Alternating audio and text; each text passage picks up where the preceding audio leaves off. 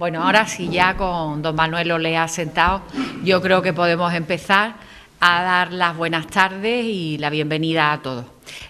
Manuel sabe ya, me imagino que lo conoce por las referencias de sus amigos, que tanto de Juan Jiménez como de Manuel Olea y bueno, y los demás, que veo que tiene mucha gente conocida aquí, que esta es la sede de la Concejalía de Cultura, es el antiguo convento de Santa María de las Clarisas, que se ha convertido ya en un sitio en donde todo aquel que tiene noticia de que puede y oye lo bien que quedan los actos aquí, quiere presentar su libro. Tenemos ya una solera y un gran número de libros presentados, y eso nos llena de orgullo, porque la Concejalía de Cultura, si de algo debe estar satisfecho, lógicamente, es de que en su pueblo, en la cercanía, en la provincia, en nuestro entorno se publiquen libros. Se publiquen libros, además, de calidad, como vienen siendo prácticamente todos los que se presentan, y concretamente, el de Manuel Rodríguez Domínguez, a quien le damos expresamente la bienvenida cariñosa por querer estar con nosotros, pues mucho más porque además el título ya invita a decir que sí y a abrir un espacio cuanto antes, porque el andaluz, vanguardia del español, yo creo que es algo que nos importa. Lo ponemos así, no es algo que ya de entrada nos invita a leerlo, a tenerlo, a comprarlo y a estudiarlo. Mi presentación es muy poco ortodoxa. Yo no suelo hacer ninguna intervención más allá de la estrictamente de saludo, porque a los más de academia lo dejo para los profesores que tengo al lado, que sí que lo harán mucho mejor y con más rigor que yo, y yo ya cedo la palabra a Manuel Olea, que va seguro a entusiasmarnos con su presentación. Muchas gracias. Lo mío es simplemente hablar un poco del currículum de Manolo Rodríguez. Más fuerte. De Manolo Rodríguez, el currículum, ¿verdad? Es lo único que yo voy a hacer. Yo me voy a limitar a leer muy breve lo que es Manolo, lo que ha hecho Manolo y lo que le queda por hacer todavía. ¿Y por qué la Fundación Solidaria, en la persona de Juan Jiménez, le dice a Manolo que venga a presentar este libro? Pues muy sencillo, porque la Fundación no solamente tiene el objetivo de ayudar a los pobres, a los más necesitados, que tampoco hemos elegido, no sé, un poblado que medio vive, ¿no? Los más pobres, ahí donde nosotros trabajamos, y todo el que ha ido allí se magnifica nuestra obra, que tan poquitos que sois, lo mucho que hacéis, y cómo están esperando allí en Senegal que llegue Luna Nueva. Bueno, pues porque le ponemos todo el alma para esto. Ese es nuestro objetivo principal. Pero tenemos otro. Uno, educar en valores a los jóvenes. ¿Cuántas charlas hemos ido, verdad, Juan, por los colegios, a implicar a los jóvenes en la solidaridad, en los valores, en que sepa respetar lo que tienen, que allí están con una patita de una muñeca, una niña está todo el día meciéndola y es feliz? Y aquí estamos protestando porque la muñeca ya ha pasado de moda, estando nueva. Todo eso es lo que nosotros queremos inculcar a los jóvenes. Y hay otro apartado, otro objetivo, que es la cultura.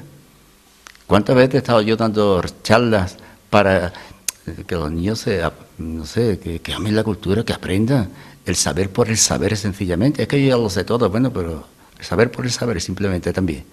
Total, entonces hemos considerado que este libro es fundamental para los alumnos de bachillerato, para todo el que quiera aprender, y sobre todo también, que aquí muchos lingüistas, profesores, bueno, es un manual fantástico para todos. Pero yo, el que tiene que hablar del libro es Manolo. Yo voy a hablar de él muy someramente, porque el currículum que yo tenía nos tiene aquí una hora, y la hora es para él, no para hablar nosotros. Bueno, pues Manolo nació en Alhaurín el Grande, y allí, como alumno libre, realizó sus estudios de bachillerato. A los 15 años inicia los estudios de magisterio.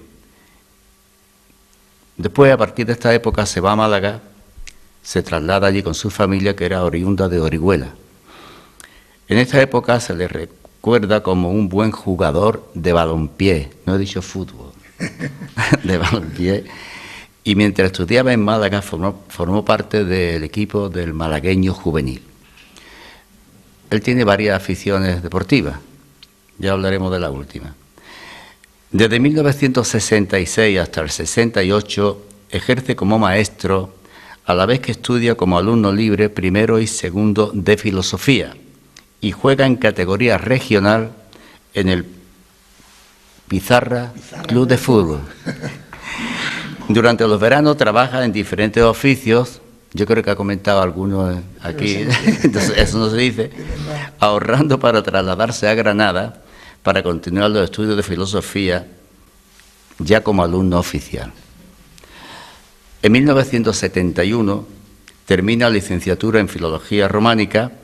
Además, yo creo que Manolo ha tenido los mejores profesores en Granada, él y Carlos Gómez, ¿verdad? Sí, sí. Ha tenido, me imagino que a Manolo Alvar, padre. Alvar, claro, padre.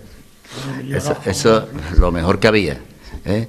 Igual que el latín, bueno, Hernández Vista o González Vázquez, bueno, o Luque, o Jesús Luque, ¿no? Que eran los compañeros nuestros.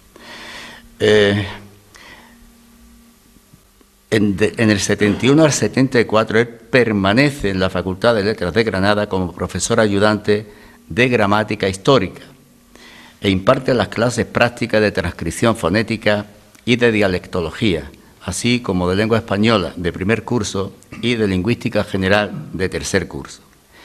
En el 1973 se presenta en Madrid a las posiciones de cátedra de Instituto de Lengua y Literatura Española, obteniendo plaza en Córdoba. Allí vive hasta 1977, simultaneando las clases de lengua y literatura en el instituto con las clases de gramática histórica en el colegio universitario. Conoce allí a la que será su mujer, que curiosamente es de Málaga, en la Facultad de Letras de Córdoba, donde impartía clases de lengua inglesa. En el 77 se traslada a Málaga al Instituto de Martiricos, donde permanecerá hasta el 2006, año en el que se traslada al Instituto Provincial de Adultos, donde se jubila en el 2008. En 1978 funda con varios amigos la librería Ágora, famosa, yo la visitaba mucho, y la editorial del mismo nombre. Allí había un tal Pepe, que sabía de libros que no veía. En 1979 publica en colaboración con el catedrático de Lingüística General de la Universidad de Granada, José Andrés de Molina, un manual de lengua española Parcou. En 1990 publica su estudio sobre el habla andaluza. En 1993 publica su edición La fábula de Polifemo y Galatea de Luis de Góngora, con notas, anotaciones, etc. Y en el 1994 publica su estudio sobre Góngora y el vocabulario andaluz y la forma interior del lenguaje en 1999. Ya no publicará más estudios sobre el andaluz hasta el 2014, año en el que publica El español andaluz y el español castellano. En el 2017, el libro que presentamos hoy, El andaluz, vanguardia del español. Estudió además en la UNED la carrera de Derecho. Una vez colegiado, se encargó en el despacho de un amigo, principalmente de la redacción de demandas, querellas, alegaciones y recursos. Jubilado como profesor, en el año 2008 se dedicó, entre otras cosas, a su afición al juego del dominó federado. No se le ocurre echarle una partida a dominó, porque no ponemos ni una ficha. Se proclamó campeón de España por parejas en Córdoba y por equipos en Madrid, y finalmente campeón de Andalucía por pareja en Utrera en el 2017, es decir, que está calentito todavía. Mayo pasado. Hoy, el profesor, el empresario, el abogado, el jugador de dominó y de fútbol, ahora digo fútbol ya, y escritor don Manuel Rodríguez Domínguez está aquí con nosotros. Yo pido para él un aplauso, os doy las gracias y buenas tardes.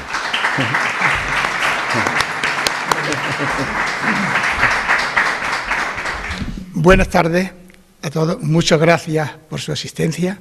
Gracias a Maribel, no María Isabel. A Maribel Urbaneja, se llama como mi mujer, por su bienvenida.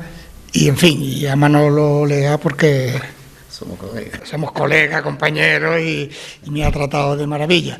Y de todas maneras, aunque el presidente actual de la Fundación Luna Nueva es él ahora mismo, yo siempre, mi gran amigo Juan Jiménez Frías, que ha sido también digamos el promotor fundamental para que estemos aquí, pues a él también muchas gracias, es decir, a la Fundación Luna Nueva y al Ayuntamiento en tu persona. Perdón, el libro tiene un título que ya se ha dicho que creo que es sugestivo, es El andaluz, vanguardia del español. Y lo he titulado así porque uno de los objetivos principales a la hora de escribirlo ha sido el mostrar e intentar demostrar que realmente el andaluz es español. O sea, nosotros cuando hablamos andaluz hablamos español, pero es la manera o el modo de hablar español más innovador, también el más moderno, y como se extendió a Canarias y a América, a Hispanoamérica, pues es también la forma más generalizada de hablar español. De ahí que lo considere la avanzadilla, es decir, la vanguardia del español. Eso es lo que trato de mostrar y demostrar en el libro. Y también, fundamentalmente, el otro gran objetivo que me propuse y que he intentado demostrarlo es refutar esos, digamos, falsos tópicos que hay sobre la manera de hablar de la manera de hablar de los andaluces. Se dice, se ha dicho y todavía desgraciadamente se sigue diciendo que los andaluces hablamos mal, se sigue diciendo que los andaluces confundimos sonidos, se dice que pronunciamos de manera relajada algunos sonidos, se dice que incluso no pronunciamos otros sonidos, que nos los comemos. Vamos, en definitiva, hay algún indocumentado por ahí que dice que es que no nos entienden. Como yo digo, pues que haga ejercicio de agilidad mental y no para que nos pueda entender. Nosotros obviamente también hemos de esforzarnos por vocalizar nosotros son las vocales, vocalizar vocales y consonantes para que nos entiendan. Pues bien, de hecho, nosotros no hablamos mal, nosotros hablamos de manera diferente a como hablan los castellanos. Yo pongo en el libro, para eso, un ejemplo que es la formación del plural. Voy a decir algunas cosas, pero yo creo que se me entiende, no solo los especialistas, como es natural, sino todo el mundo. En castellano, en español castellano, se forma el plural añadiendo una S a las palabras que terminan en vocal. Por ejemplo, en singular es la vaca blanca, en plural es las vacas blancas, dicen ellos. Y nosotros, como hacemos el plural en este caso, es generalmente en las dos primeras palabras, la y vaca, hacemos una ligera aspiración y la última S no la pronunciamos. Aquí decimos las vacas blancas. Eso es como nosotros hacemos. Pues vamos a comparar esta forma de hacer el plural, tanto castellana como andaluza, ambas son formas españolas de hablar la lengua, con lo que hacen los franceses en francés o los ingleses. Los franceses en singular dicen la vache blanche. Escriben la vache blanche, ¿no? Pronuncian la vache blanche. Y en plural escriben les vaches blanches, pronuncian les vaches blanches. Es decir, que la diferencia del singular al plural es la en singular y le en plural. Y los ingleses dicen ¿cómo dicen? The white cow, ¿no? The white cow, y en plural es the white cows, o sea que ponen la S. Es decir, en castellano no hay duda, a nadie se le va a escapar ninguna de las tres S y sabe si se trata de una vaca o de más de una. Pero en francés, como no esté atento al la o al le, se le puede ir. El inglés lo mismo, como no tenga en cuenta la S del sustantivo, se le puede ir. ¿Qué ocurre? Que en castellano es muy redundante, se llama, puesto que hay por tres veces se dice el mismo significado, que es el plural. En inglés y francés es un poco redundante y, por tanto, mantiene lo que se llama el principio fundamental de economía del lenguaje. En andaluz es una cosa intermedia, no es tan redundante como en castellano y ni tampoco como en francés o inglés. Es una manera diferente de hablar la lengua española, ni mejor ni peor, pero que de todas maneras, como yo digo y como veremos ahora en una serie de rasgos típicos nuestros, los rasgos más importantes nuestros son los que son comunes al 90% de los hablantes de español. De esta manera castellana no llegan ni a 40 millones, son unos 30 aproximadamente de España y unos 10 o 12 que hay por América, pero no en los rasgos fundamentales como son, como ahora veremos, la S o la Y, etcétera, o la J. En esos casos no, o sea que es muy distinto. Sigo. También se dice que nosotros confundimos, sobre todo se dice por lo del ceseo, que ahora hablaré algo de él. Es decir, se dice que nosotros confundimos la S y la Z. Falso. No es cierto. Mentira. Es decir, porque en andaluz no ha existido nunca la Z. Y ahora, como aquí somos ceceantes los de esta zona, ahora explicaré un poquito para que lo sepamos y sepamos defendernos cuando algún indocumentado castellano hablante nos diga algo de eso, de que confundimos. No podemos confundirla porque la Z no ha existido nunca en Andalucía. Hay una anécdota sobre esto, curiosa, que en un libro que escribió un compañero mío, José María Vaz de Soto, que es también un buen novelista, que él comenta eso de un padre que es castellano hablante, que estaba en la Universidad de Sevilla, y su hijo ya ha nacido allí. Además, curioso, porque Sevilla es ceseante, digamos, pero que este niño era ceceante. Y entonces están en la mesa y de golpe dice el niño: mamá, quiero más zarza. Y entonces el padre se enfada y dice: niño, zarza es un fruto de la zarzamora, y es lo que tú quieres es salsa. Y entonces dice el niño: papá, la zarzamora, dice: eso no es zarza, eso es un zarzá. Es decir, vamos a ver si, porque yo los chistes los... el padre, como distingue entre SZ y distingue también entre RL, pues distingue, dice, salsa para una cosa y zarza para la otra. El hijo, que no distingue entre R y L, y que tampoco tiene solo una S, no, vamos, una S que la pronuncia de manera, como la veremos, postdental, ¿no? Pues entonces, por eso él le llama zarza, es decir, pero distingue muy bien, no hay confusión ninguna. Él le llama zarza al condimento y llama zarza a la planta, que además esa distinción por el acento, que es diacrítico en español en general, es muy normal. Aquí distinguimos entre cante y canté, entre cántara y cantará, es decir, que el distinguir por el acento. Es decir, que aquí no confundimos. Aquí lo que pasa es que nosotros, como vengo diciendo, hablamos de manera diferente. Lo mismo pasa también cuando se dice que nosotros lo que hacemos es que pronunciamos de manera relajada la J. Y los castellanos dicen, por ejemplo, joven, jueves, mujer, y nosotros decimos joven, jueves, mujer. Y entonces dice que es que nosotros relajamos la J. Tampoco es cierto, falso.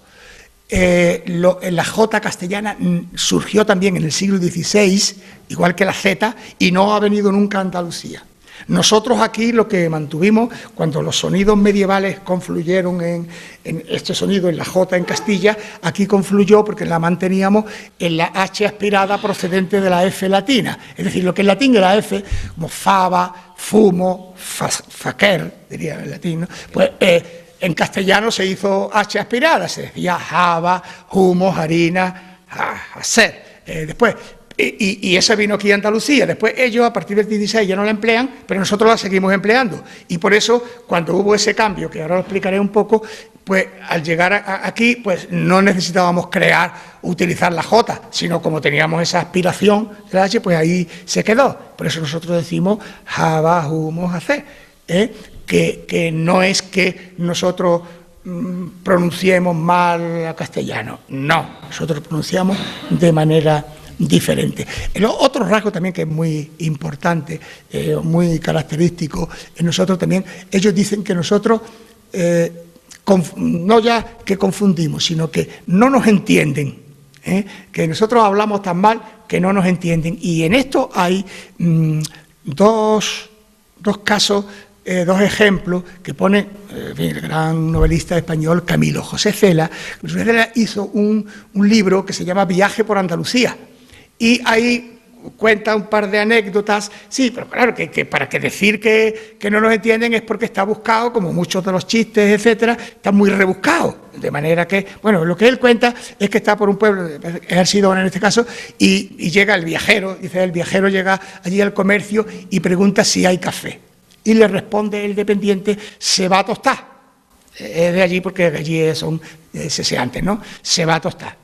Pero vamos, así es como lo plantea él. Entonces espera allí mucho tiempo y cuando termina dice, bueno, deme 1 kilo de café. Y él dice, no, café no hay, lo que hay es cebada tostada. Cebada tostada. Claro, no nos entiende porque, bueno, hay otro ejemplo que él mismo lo cuenta, que este ya es peor todavía, porque él dice que llega a otro pueblo, este no dice cuál es, yo me figuro que diría mi hija, pero por lo que, como va por el viaje, pues... oye, dice, oigo a un vendedor callejero que dice Capancalá, y él lo escribe una K en mayúscula, P-A-N en mayúscula, otra K y la, tiene la Capancalá, y dice que no lo entendía. Claro, yo le digo, claro que no lo entendió, porque lo que decía es cal para encalar. Capancalá. Lo que pasa es que no lo entendía porque seguro que él no tenía ni idea de lo que significa, aunque fuera Camilo Cosecil, lo que significa encalar, es blanquear, es pintar con cal. Bueno, es decir, que siempre, que de todas maneras son ejemplos muy rebuscados, para decir que no nos entiende, pues eso le puede pasar a cualquiera de otra forma. Normalmente, cuando hay, por ejemplo, en esto que he dicho, lo de zarza, zarzá, o sea, a la hora de distinguir, es verdad que a veces, y en andaluz sí que ocurre, hay lo que se llama la homonimia. Homonimia son 2 palabras diferentes que en su evolución han coincidido y se pronuncian igual. Y por tanto, al pronunciarse igual, pues puede haber confusiones. Eso pasaba mucho en francés, porque realmente lo que ha ocurrido en francés es lo mismo que le ha ocurrido al español en su manera de hablarse en Andalucía. Por ejemplo, normalmente cuando coinciden hay varios procedimientos, la lengua pues suele utilizar procedimientos para distinguir las palabras, ¿no? Por ejemplo, aquí se dice el codo, se dice co, el co, y la col, una hortaliza, bueno, y entonces ahí no hay problema de confusión porque el co, la co, pero viene otra palabra que es la co también, que es, y entonces puede haber confusión, y cuando hay una homonimia que se llama insoportable, pues entonces la lengua lo que hace es que busca otra palabra nueva y la sustituye, y es lo que ha ocurrido aquí en andaluz. Aquí un campesino nos dice que el mulo me ha dado una cos, como una co, como dicen los castellanos aragoneses, aquí dice que le ha dado una patá. ¿No? El mulo me ha dado una patada. Es decir, que aquí no es porque el campesino andaluz sea más bruto que el aragonés o el castellano. De todas maneras, más o menos deben ser, si un buen campesino, no está mal que tenga ahí su regaño. Pero lo hace porque no puede decir que le ha dado una co, porque se puede confundir, parece que el mulo traía muchas cosas. Es decir, es una manera, un procedimiento dentro de la lengua que es sustituir una palabra por la otra. No quiere decir que el campesino, obviamente, como nosotros cuando utilizamos una palabra u otra, o el cazador, como siempre se ha dicho que es que los andaluces confundimos porque dice salí de caza y no se sabe si es que salió de la casa. Aquí nadie dice que sale de casa, los cazadores dicen que salieron de cacería. Es decir, es la sustitución, buscan otra palabra. Pues bien, eso es lo que ocurre en andaluz y es otra de las cosas que yo trato de demostrar en el libro, que ni confundimos, ni hablamos mal, ni pronunciamos de una manera, digamos, mal o relajada los sonidos. No, nosotros tenemos una forma de pronunciación que surgió entre los siglos XIV y XV y se estableció, digamos, se quedó ya establecida en el siglo XVI. Y a partir del siglo XVI, pues los castellanos hablan de una manera y nosotros de otra. Afortunadamente, hay rasgos que han ido de aquí a allí, de allí a aquí, para mantener la unidad del idioma, que es muy importante, que nos vayamos entendiendo todos.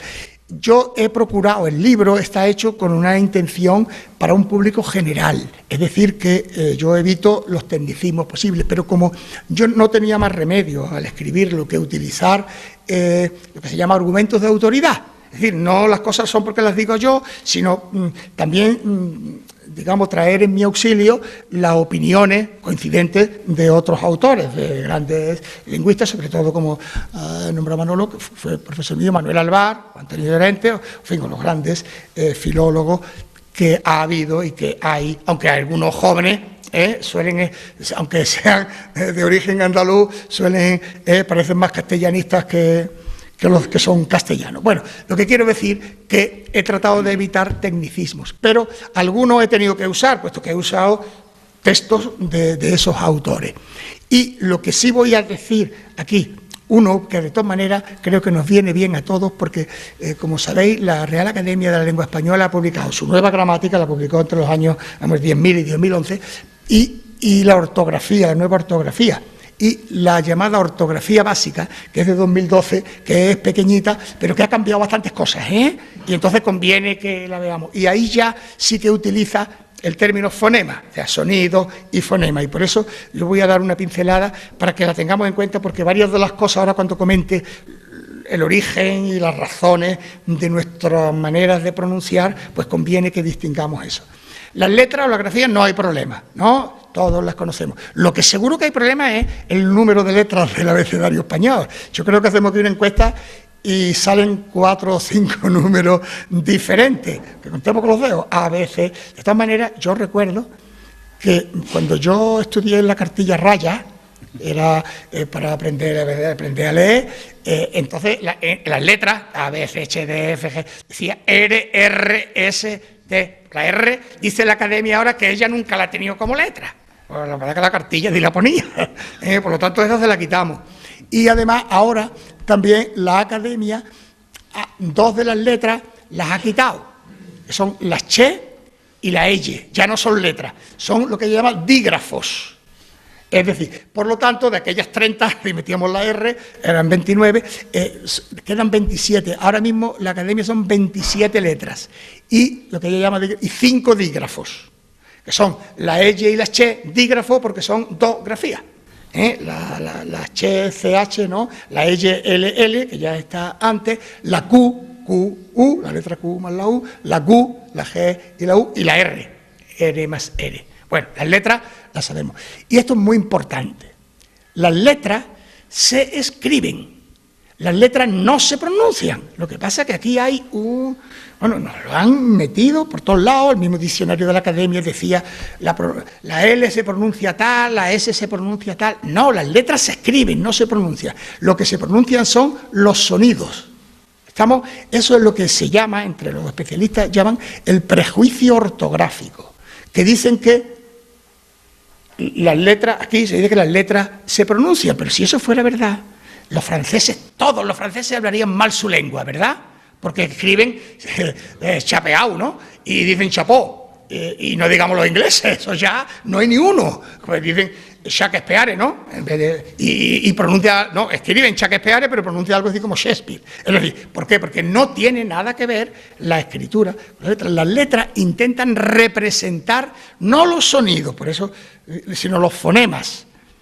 Pero unas veces los consigue uno y cada lengua lo utiliza de una manera u otra. Por ejemplo, nosotros, nuestra famosa ñ, la ñ, que ahora se dice, bueno, no de España porque aquí nadie habla de España. Aquí en la selección española dicen que sí es la roja, y ahora de la de balonmano, yo como soy muy deportista, dicen que son los hispanos, somos españoles, selección española de española. Pero en fin, parece que les dan un poco de horticaria decir España. Pues bueno, la ñ, que es por eso de España, y gracias a eso nos ha quitado, que quisieron quitarla de internet y de esas cosas, de los ordenadores. Bueno, pues por ejemplo, en latín no existía. ¿Qué ocurrió? Por citar solo de las lenguas románicas. Pues a la hora de en latín, lo que era NN o lo que era NI, pues fue lo que dio el sonido palatal ñ, el ñ nuestro, como otros sonidos palatales, ¿no? Puesto que no existían palatales en latín. Pues bien, ese se empezó a escribir de maneras diferentes. En catalán se escribe con NI, en italiano y en francés con GN. En español o castellano entonces, puesto que estamos en el siglo X, XI, etcétera, que lo que hay es castellano, porque es la lengua del Reino de Castilla, pues se escribe con NN, pero los escribas, para no repetir el mismo sonido, solían ponerle una tilde arriba, ese es signo, y entonces de ahí ya se quedó como esa grafía para la ñ, y bueno, en portugués es NH, o sea, es decir, que suelen usar dígrafo, y lo que pasa es que los gallegos fueron los que adoptaron, porque el gallego se castellanizó mucho, ¿no? Y adoptaron la ñ. Es decir, que las letras se van surgiendo, pues de acuerdo, como van siendo las lenguas, y unas lenguas utilizan una u otra. como todos sabemos, hay el alfabeto, pues hay lenguas, por ejemplo, la lengua más hablada de todo el mundo es el chino, ¿no? Que tiene 1.000 millones de hablantes, y ellos utilizan un alfabeto ideográfico. Las otras lenguas importantes, el árabe o el hebreo, tienen el alfabeto semítico, que ellos escriben no de izquierda a derecha como nosotros, sino de derecha a izquierda, ¿no? Y además no tienen vocales, en fin. Otro es el alfabeto como el ruso, etcétera, las lenguas eslavas, el alfabeto cirílico, y el nuestro, que es el alfabeto latino, pero que lo utiliza muy diferentemente las distintas lenguas. Vale, bueno, hemos dicho, las letras no se pronuncian, las letras se escriben y representan los fonemas. Pero para antes de llegar al fonema, los sonidos. ¿Qué son los sonidos? Los sonidos es lo que realmente pronunciamos. Fijaos que en español hay, refiriéndome solo a las consonantes, 53 sonidos consonánticos diferentes. Y normalmente los sonidos, al pronunciarlos, se llama articularlos. Normalmente, para definir los sonidos, utilizamos el punto de articulación, el lugar donde lo pronunciamos, ¿no? Por ejemplo, B, entre los labios. Por ejemplo, T, con la lengua tocando los dientes por dentro. Es decir, eso, el punto de articulación, y también el modo de articulación. Hay unos sonidos, el modo es la manera de salir el aire. Si yo digo B o P, el aire se interrumpe por los labios y sale de golpe, eso se llaman sonidos oclusivos. Otros, como F, hay un obstáculo, pero solo una fricción, es decir, no impide el aire. Y otro, por ejemplo, M, N, el aire sale por la nariz. Es el modo de articulación, y los sonidos se clasifican por ahí. Pero bien, esos sonidos, hay sonidos que, por ejemplo, la misma B, la B, si yo digo bola, de hecho, la B primera de bola es una B oclusiva, es decir, unimos los dos labios de manera que no sale el aire, quitamos, o sea, lo separamos y sale el aire. Es una B oclusiva, bola. Ahora, si yo digo loba, ahí no juntamos los dos labios, es una B fricativa. Podemos decir loba, como que era aquello del teléfono, ¿no? Niña, soy tu lobo. Bueno, eso los mayores lo sabremos. Pero nadie dice lobo, sino se dice lobo. Es decir, que no llegas. Es decir, la B oclusiva y la B fricativa son dos sonidos diferentes, porque tienen un modo de articulación diferente. Pues bien, digamos nosotros, bien dicho, normalmente dicho, bola, loba, está bien, pero si en vez de loba decimos loba, no cambia el significado. Puede, digamos, añadirle pues, una mayor intención o algo así. Es decir, y ahí viene lo que es el fonema. El fonema es el sonido que tiene valor distintivo, que distingue significados. Es decir, hay dos sonidos B, el B oclusivo y fricativo, pero hay un solo fonema B en la lengua española, que es la B en la que se distingue en la palabra, por ejemplo, bala, gala, tala, mala, sala. Es decir, ese primero, todos cambian el significado de la palabra. Luego la B, la P, la S, etcétera, son fonemas diferentes. Es decir, en español hay un fonema S que se realiza, que se pronuncia, como dos sonidos diferentes, que en la palabra técnica en lingüística se llama alófono, tiene dos alófonos, la B oclusiva y la B fricativa. Y hay tres letras que lo representan, se pronuncia como oclusiva o como fricativa. Unas palabras se escriben con B, por ejemplo, bala, otras se escriben con V, por ejemplo, vela, y otras se escriben con W, por ejemplo, vatio, pero suena igual, vatio, vela y bola, suenan lo mismo, ¿vale? Las letras, los fonemas. Pues bien, teniendo eso en cuenta, voy a hacer una historia rápido para ver cuándo surge el andaluz y ver los rasgos característicos del andaluz, que es lo que me interesa exponer aquí, y después, si les parece, pues hacemos un coloquio y preguntan lo que quieran. Si nos centramos en la península ibérica, lo que aquí se habla, por no remontarnos hasta la prehistoria, es el latín. Como tenemos aquí a don Manuel Olea, tenemos que empezar por ahí. En el siglo II dicen los expertos que ya aquí es latín. Los romanos llegan antes, pero ya en el siglo II todo el mundo habla latín. Y ese latín se sigue hablando hasta terminar el imperio, siglo V, pero vienen los visigodos, los pueblos germánicos en general, y adoptan el latín. Aunque obviamente de variación, yo les explicaba a mis alumnos, bueno, esto es como si a nosotros nos conquistara Inglaterra y nos obligaran a hablar inglés.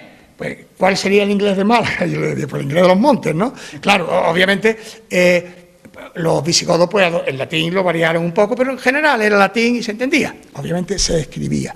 Y llega el 711, bueno, aquí sí que hay una cosa importante, que de los pueblos germánicos vienen también alanos, que se quedan por Galicia, y vándalos, que son los que vienen a Andalucía, pero estamos poco tiempo, están 18 años, vienen en 411 y se van en 423 a África. Pues bien, a ellos debemos el nombre de Andalucía, según la inmensa mayoría de los lingüistas. Si acaso a alguno le interesa después, lo podemos comentar, porque hay también otras etimologías. Bueno, pues llega el 711 y en 7 años, 718, los moros, los árabes y los bereberes se apoderan de casi toda la península. Porque en 7 años, don Rodrigo y los visigodos. Y entonces lo que ocurre ahí, en ese siglo, principio del siglo VIII, es que hay una división cultural radical de la península ibérica. La parte norte, las sierras del norte, que es, digamos, latina, y cristiana sobre todo, cristiana y románica, puesto que ya no se habla de latín, ya se habla de románico, como lo que digamos ha surgido desde el latín, Roma, y todo el resto de España, que es cada vez más fuertemente islamizada y arabizada. Los digamos hispanogodos o cristianos que quedan en poder de los árabes son llamados por los árabes mozárabes. Mozárabe, o mustárabe, decían ellos, que significa más o menos los que viven como los árabes aún sin serlo. Y ellos sí que mantienen su lengua derivada del latín. Y además ahí está la primera digamos, poesía lírica que hay, son las jarchas, que se hace en esa lengua mozárabe, que también se llama román andalusí, algunos autores. Bien, y lo que ocurre en el norte, que es lo que nos interesa, en el norte se crean pronto focos de resistencia, como sabemos todos, pues un tal don Pelayo, pues la batalla de Covadonga hacen una incursión allí con los árabes, les derrotan y entonces, en fin, se animan y empiezan allí a formar sus reinos, etcétera. Pero lo que nos interesa a nosotros es que se forman allí en el norte 5 tipos lingüísticos, 5 se llaman dialectos, en principio, variedades del latín, o sea, evoluciones del latín. Y los nombres de oeste a este son el gallego, que después, como se expande hacia el sur, se llama gallego-portugués, el asturiano que pasa a León, astur-leonés, el castellano en medio, el aragonés, o algunos navarro-aragonés, y el catalán, esos 5 tipos. Y de los 5, el asturiano-leonés y el aragonés se quedan como dialectos, en el sentido de que no alcanzan la categoría de lengua, y el gallego, el catalán y el castellano sobre todo. Y el castellano, esto es muy importante, el castellano ahí funciona como una forma innovadora, ¿sí? Una serie de rasgos totales, hay 8 o 9 rasgos totalmente diferentes de los otros. Y además los otros, el gallego, el astur-leonés, el aragonés y el catalán, coinciden con los mozárabes del sur en que hablan casi todas las evoluciones del latín, ellos las hacen igual. Lo único que las hace de manera diferente es el castellano. Entre otras cosas, le acabo de decir, lo de la F inicial, que ellos la aspiran como H.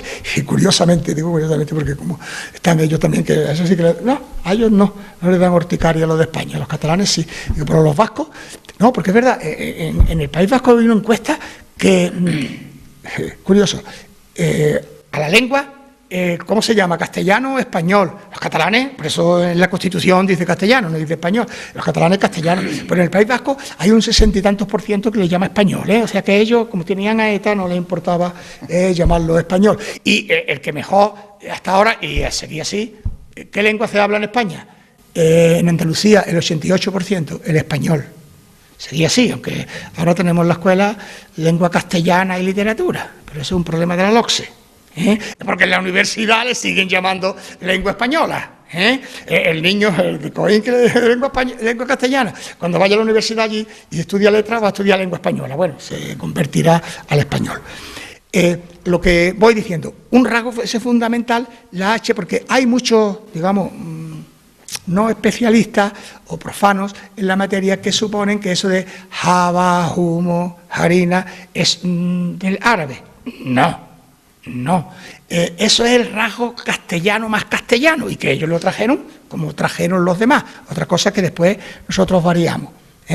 Bien, pues El castellano, con la Reconquista, se expande por toda la península, se ha dicho en forma de cuña, como abanico invertido, puesto que empieza por Burgos para arriba, Cantabria, Burgos, y hace como un abanico, puesto que se va expandiendo hasta coger toda Andalucía, ¿no? Toda la península por ahí, y va quitando al aragonés por una parte y al asturiano-leonés por otra, le va quitando hablantes y espacio. Bueno, y llega a Andalucía. Andalucía llega en 1212, ¿no? Como todos sabemos, la batalla de las Navas de Tolosa, ya a partir de ahí, y después empieza la Reconquista, pues Úbeda, Baeza, Jaén, Córdoba, Sevilla. Con Sevilla es el reino de Sevilla que incluye Cádiz y Huelva. Es decir, en 1248, que es cuando ya se reconquista Fernando III el Santo Sevilla, pues ya se impone por aquí el castellano. Es decir, de manera que, digamos, en esa época, a mediados del siglo XIII, hablamos lo mismo por Castilla, Castilla la Nueva, la Vieja. Esto se empezó, también quisieron llamarla Castilla la Novísima. Y en el siglo XIII y XIV, porque hasta Andalucía no se asienta ya, siglo XV, con el obispo de Toledo, Jiménez de Rada, que es el que impone ya lo de Andalucía. Aquí se llamaba también la frontera, que en el siglo XIII y XIV, claro, teníamos la frontera de lo que es la frontera, sobre todo con el reino de Granada. Y recordemos que el reino de Granada no era Granada. Obviamente Jaén no entraba, puesto que Jaén ya estaba reconquistado por Fernando III antes que Sevilla. Era Granada, Almería y Málaga y el este de Cádiz. Por eso la mayoría de los nombres de frontera están Béjar de la Frontera, Conil de la Frontera, Jerez de la Frontera, porque aquella era la frontera con el reino de Granada. O sea que esto pertenecía al reino de Granada y fue reconquistado, pues sabemos las etapas, etcétera, y se terminó en 1492. Y entonces la manera de hablar de Andalucía se fue allí. Es decir, en el siglo XIII hablamos lo mismo uno y otro. Pero esto es importante. El centro, porque estaba la corte, el centro del buen hablar castellano, puesto que se llama todavía castellano, puesto que es la lengua del reino de Castilla, es Toledo. En Toledo la misma Isabel la Católica dice que es la mejor manera de hablar, etcétera, etcétera. Pero en el siglo XVI ocurre algo importantísimo para la historia de nuestra lengua, que es, hay un artículo de don Ramón Menéndez Pidal muy bonito que se llama, como es, Sevilla frente a Madrid. Es decir, que Toledo va a sufrir, que es donde está, digamos, la norma del castellano, va a sufrir la influencia de Sevilla por una parte y de Madrid, que después va a ser la capital, por otra. Porque ahí va a haber, se dice en la filología que hay en el siglo XVI una revolución consonántica.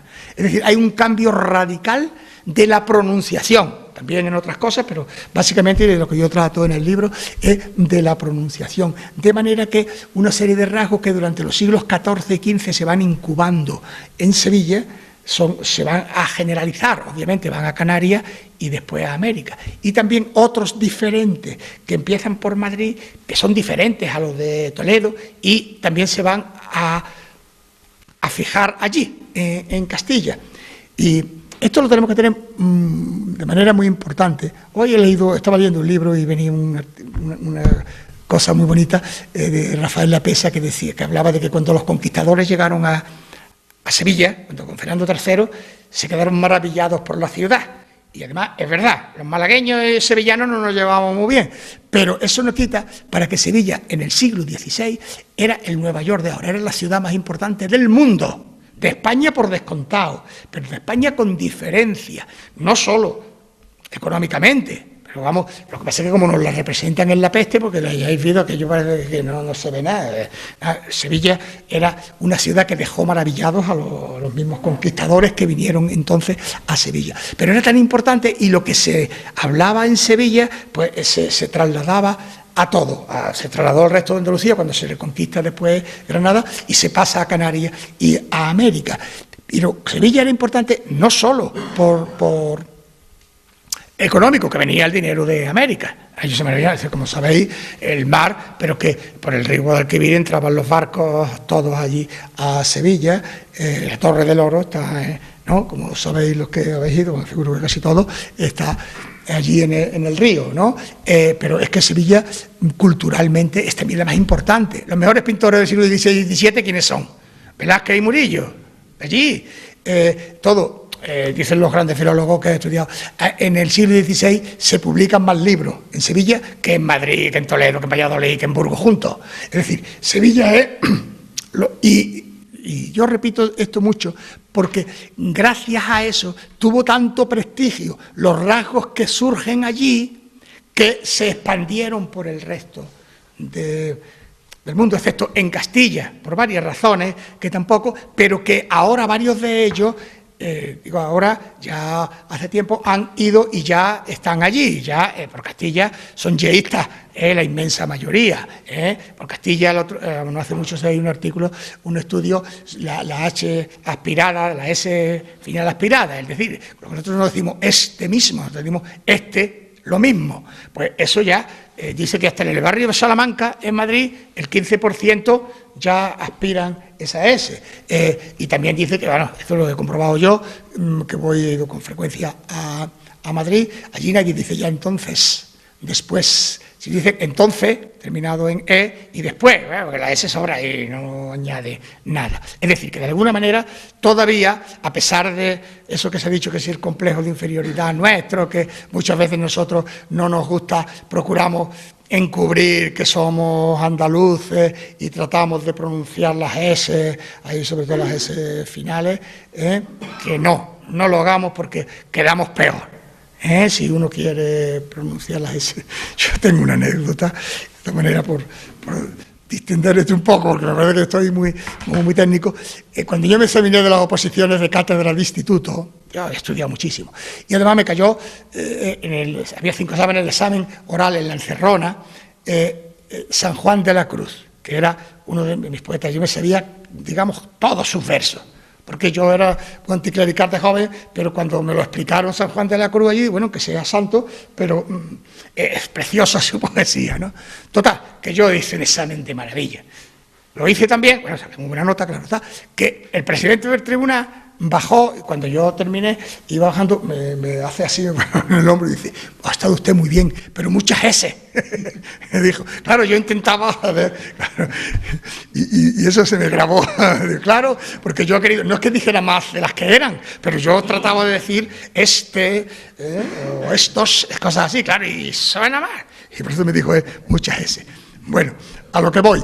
En el siglo XVI, entonces, los rasgos fundamentales, esto es importante, lo que ocurre, y hay 5 rasgos que todos los grandes autores dan como característicos del andaluz, y además son los que dicen que pertenecen a la llamada norma andaluza, que son los que se debe utilizar para hablar buen andaluz.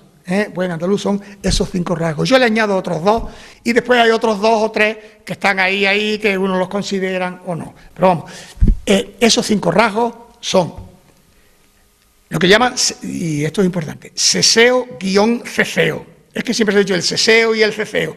No, es un solo fenómeno. Por eso desde hace unos 30 años los especialistas, cuando hablan de ello, dice seseo-ceceo, así lo escribe. Y Ramón Menéndez Pidal, en una historia de la lengua española que se ha publicado de forma póstuma en 2007, lo llama sececeo, para indicar que es un solo fenómeno. Pues bien, el seseo-ceceo, el yeísmo, ahora diremos rápidamente un poco lo que es, el sonido aspirado frente a la J castellana, la aspiración de la S implosiva, la S implosiva es final de sílaba, es decir, este en vez de este, y la pérdida de mucho menos la N, todos los demás sonidos finales. Esos son los 5 rasgos que se dan como hablar buen andaluz. Y, yo añado los otros. Y lo importante, ¿por qué ocurre esto? Porque en el castellano medieval, en el siglo XVI, que ya deja de llamarse castellano, ya empieza a llamarse español, porque ya es la lengua del Reino de España, el Reino de Castilla desaparece, pues tiene eso, Sevilla frente a Madrid, que he comentado antes, pues había 23 fonemas consonánticos en el castellano medieval, 23 fonemas consonánticos, aparte de los 5 vocálicos. Y de esos 23 se quedan en el castellano, en el español castellano, 19. Y en el español andaluz se quedan 17. Es decir, hay las evoluciones que hay, lo que ocurre en la pronunciación, que empiezan por Sevilla y después se va expandiendo por los demás, empiezan en Madrid, los otros, y se va expandiendo también por los demás. Lo que ocurre de esos sonidos es que ellos, los 23 que hay, ellos van reduciendo los sonidos y crean dos nuevos, la Z y la J. Y esos dos no vienen aquí. Por eso, y no solo de 19, ellos 19 y nosotros 17. Pero además, ellos tienen la J, en su lengua desaparece la H aspirada, esa de humo, java, que decían todos los de Castilla. Y en Andalucía se mantiene. En Andalucía se ha mantenido hasta ya el siglo XX, ¿eh? Cuando ha empezado a desaparecer, ha sido a principios del siglo XX, todavía, cuando yo era niño, a mí me decía la gente de Manolo, ¿qué hace?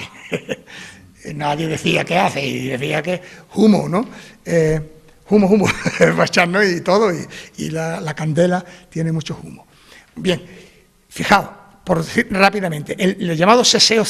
¿Qué ocurre? Lo que había, por no dar mucho tecnicismo, en el castellano medieval había 4 sibilantes, sonidos sibilantes, 4 diferentes, 4 fonemas diferentes, que se oponían de 2 a 2. Bueno, pues esos 4 en Castilla se reducen a 2. 2 de ellos pasan a la S de ellos, a la S apicoalveolar, y los otros 2 crean la Z. Los otros 2 se pronunciaban, era como la TS, digamos que como la sorda y la sonora, es como si hubiera S y TS, es decir, casa y plaza, que es lo que decían, plaza, que la escribían con C, con cedilla. Bueno, crean esa Z. ¿Qué pasa en Andalucía? Que los 4 sonidos, los 4 fonemas confluyen en uno solo, una S, pero de tipo dental, más cercana a la plaza que a la S de los castellanos.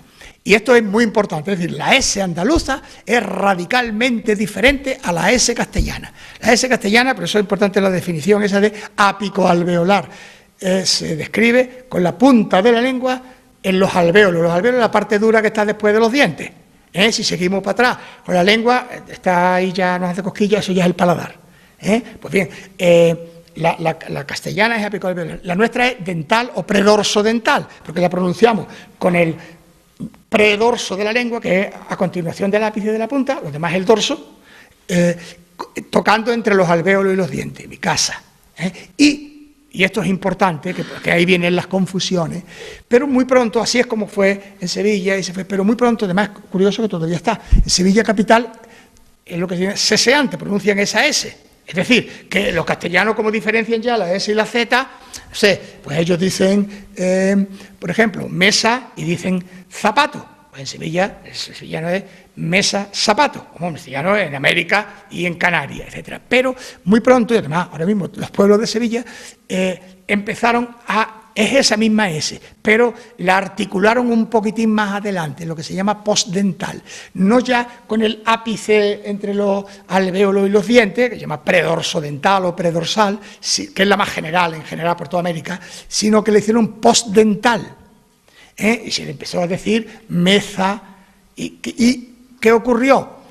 Que los castellanos hablantes y los tratadistas creyeron que, porque ellos, como ese otro prejuicio castellanista de que lo correcto, lo adecuado, lo mejor es lo que ellos dicen, pues confundieron y creyeron que lo que se hablaba en Andalucía era como la Z de ellos, y por eso decía que nosotros aquí confundíamos. Aquí nadie confunde, porque los que son seseantes dicen la S, dicen casa, cerveza, y los que son de dicen caza o meza, cerveza, como por el sur de Andalucía. Aquí nadie confunde, aquí cada uno pronuncia una S un poco diferente, pero ellos sí que confundieron, de que creyeron que la S postdental nuestra era como la Z de ellos, y dijeron que nosotros confundíamos. Y ya, no se puede, metafísicamente es imposible que un pueblo, una comunidad, confunda su lengua. Puede algunos sonidos en algún momento, en algún lugar de la cadena hablada, los iguales. Por ejemplo, la R y la L, como ambos son alveolares, se pronuncian en los alvéolos, pues dice barcón, ¿no? El refrán, lo que le decía en la regla del maestro a los niños andaluces. Yo siempre digo a los niños de mi pueblo, niño, sordao, barcón y mardita sea tu arma, se escribe con L. Bueno, pero quiero decir que, bueno, y en otros pueblos se dice, por ejemplo, por Carratraca y Ardales de Puerta. En Ardales se llama Ardales, tiene puesto el nombre allí, y los de Ardales dicen, ¿este qué pueblo es? Y de Ardales.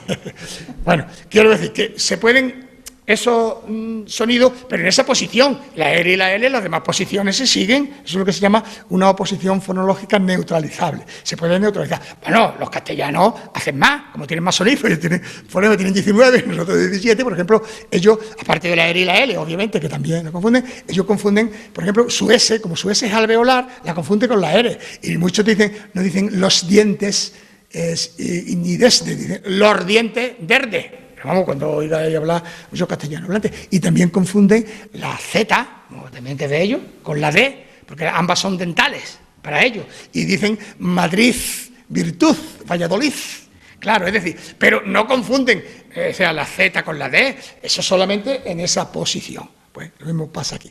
Rápidamente, el otro gran rasgo nuestro es el yeísmo, y el yeísmo es que la elle desapareció, existió en Andalucía, el siglo que viene, el siglo III del castellano, pero en el siglo XVI desapareció, por eso no va ni a América ni a Canarias. Se quedaron restos, como todavía quedan restos de la H aspirada, ¿no? Pero ya casi ha desaparecido. Eso es básicamente el yeísmo. Claro que ellos dicen también que es que confundimos, y aquí viene otra vez igual. Yo es que a veces en eso me enfado, y cuando en esto digo, que se me sube la sangre a la cabeza, digo, hay que ver que se creen estos indocumentados que somos los andaluces, de que confundimos. Es que confundir equivale a equivocarse, a equivocación, equivale a error, etcétera. ¿Qué se cree? ¿Que nosotros estamos siempre equivocados y estamos instalados en el error? ¿Qué pamplina es esta? ¿Cómo vamos a confundir? Bueno, pues yo dice, por ejemplo, un ejemplo que pone un profesor en uno de los libros, que se cita por aquí, dice, es que un andaluz que no distinga la semántica del verbo caer, no solo distinguir la semántica del verbo caer y del verbo callar, porque si es yeísta y oye decir que un diputado se cayó en el Parlamento, pues no sabe, y yo digo, hombre, un andaluz, primero, que si un diputado, ¿cómo se va a callar? No lo calla ni la presidenta del Parlamento, pero que además aquí tenemos muchas maneras de decir, pues tropezó y se dio un saleazo, como decimos en mi pueblo, claro, es pamplina de que vamos a confundir, pero básicamente la elle no existe en andaluz, porque la elle es un sonido, para empezar, es un sonido lateral, es el único, porque está la L, es decir, que en los demás sonidos el aire sale por el centro de la cavidad bucal, o por la nariz, pero con la elle, que es que los castellanos dicen elle, calle, gallina, el aire sale por los lados, o sea que es un sonido difícil de pronunciar, es un sonido que también implica una tensión articulatoria mayor y sobre todo que tiene lo que se llama un escaso rendimiento funcional, es decir, hay muy pocas palabras que por el empleo de la elle se puede distinguir de otras, ¿no? Lo que ellos siempre dicen, distinguir pollo de pollo, ¿no? El pollo de asientos de madera, ¿no? De piedra, ¿no? El pollete, que decimos nosotros, para que no haya duda quién dice pollo, el pollete, claro, es decir, hay siempre procedimiento, pero en fin, de todas maneras ya se han dado cuenta que ya en Castilla, desde el último, sobre todo la segunda mitad del siglo XX, como un reguero de pólvora se ha extendido, y ya en las capitales casi todo el mundo es yeísta, es decir, no pronuncia ya la elle, excepto algunos locutores y eso, porque parece que así son más importantes. Y solo quedan en los pueblos y sobre todo las personas mayores, o sea que parece que en 10 o 15 años ese rasgo nuestro se va a extender por todo Castilla, de la misma manera que la aspiración de la H que ha existido aquí en Andalucía hasta finales del siglo XIX, hay datos que lo confirman, también si ya ha desaparecido, ya queda muy poca gente dice, va humo que hace, lo cual está muy bien, porque así la unidad del idioma no desaparece, pero en fin, que no nos digan que nosotros que en esos rasgos son típicos del 90% de los hablantes de español, así que nada de complejo. Si nos dice un indocumentado castellano hablante, nosotros digo, como todo el mundo, los pocos que nos de ahí, los que distinguís sois vosotros, que tampoco os vamos a decir nada por eso, pero hombre, no tenga tanta cara de decirnos encima que lo que lo hacemos mal somos nosotros. Espero que no haya aquí muchos castellanos hablantes, si no lo discutimos, que yo digo que no es que hablen peor, pero que no hablan mejor, hablan de manera diferente. Termino. Lo de la aspiración de la S final de sílaba y sobre todo la pérdida de la S final, eso es un rasgo importante. Hay que tener en cuenta que eso es un rasgo de la fonética general. En sánscrito ocurrió y la H desapareció. En francés, porque como he dicho, la mayoría de las cosas que ha ocurrido aquí en el español andaluz ocurrieron en francés. En francés la S ha desaparecido de la final de sílaba. Por ejemplo, nosotros decimos espalda, ellos dicen épaule. Ha perdido la S esa. Viene del latín, ¿no? Y, por ejemplo, nosotros decimos espada y ellos dicen epée, es decir, que ha desaparecido. Aquí solo ha desaparecido al final de la palabra. Generalmente lo que ha ocurrido es, en final de sílaba, cuando en el interior de la palabra se aspira, que decimos, este es lo mismo. Y esto es muy importante el hecho de que se diga, o sea, el por qué ha ocurrido eso en español, fundamentalmente por la tendencia de la lengua española, sea castellano o sea andaluz, a lo que se llama la sílaba directa, o sea, la sílaba libre, o sea, consonante más vocal. Y hay como una cierta, no se quiere, lo que se llama la sílaba trabada o la sílaba inversa, la que termina en consonante. Y eso es lo que hace que los sonidos finales aquí no los pronunciemos. Aquí nadie dice cristal, excepto dice cristal. Aquí no se dice reloj, se dice reloj. Aquí no se dice dos, 1, 2, 3, 1, 2, 3. Es decir, los sonidos finales no los solemos pronunciar. Por eso y porque fundamentalmente el sonido que va al final de la palabra, sobre todo, no tiene casi importancia en el significado de la palabra entera. Es como un elemento más superfluo. Y el mismo principio de economía del lenguaje pues hace que lo superfluo haya que evitarlo. Bueno, termino. Esos son los rasgos fundamentales del andaluz. Y por decirlo de la J, como lo decimos la Z, ¿por qué la J no vino a Andalucía? Porque, como ahora está muy de moda también los restaurantes japoneses, he visto por lo menos escrito, que a unos les gustarán y a otros no, el sushi. SH, bueno, y Shakespeare, ¿no? En inglés existe ese sonido que se escribe SH. Pues bien, ese es el sonido que existía en el castellano medieval, es decir, tanto los castellanos como los andaluces se escribía con X y escribían dicho, esa X, dicho, que ese sonido ha seguido en catalán y en asturiano. En asturiano es paxariño, ¿no? Aquella canción de ¿quién es? Víctor Manuel. Y bueno, los del fútbol, que fue del Barça, que fue entrenador, que se llamaba Resá. Con X y se pronunciaba así, esa SH. Eso es lo que se decía. Entonces, como en castellano la S fue alveolar, estaba muy cerca de ese sonido que es palatal. Y como ellos, por una parte, por eso crearon la Z, y con la TS, esa plaza, pues la adelantaron y llegaron a hacerla interdental, la Z. Pues también retrasaron ese otro, ese de dicho, pues lo retrasaron más atrás, al velo del paladar, y por eso crearon el sonido J, porque ellos ya, entre el siglo XVI y XVII, no tenían sonido aspirado.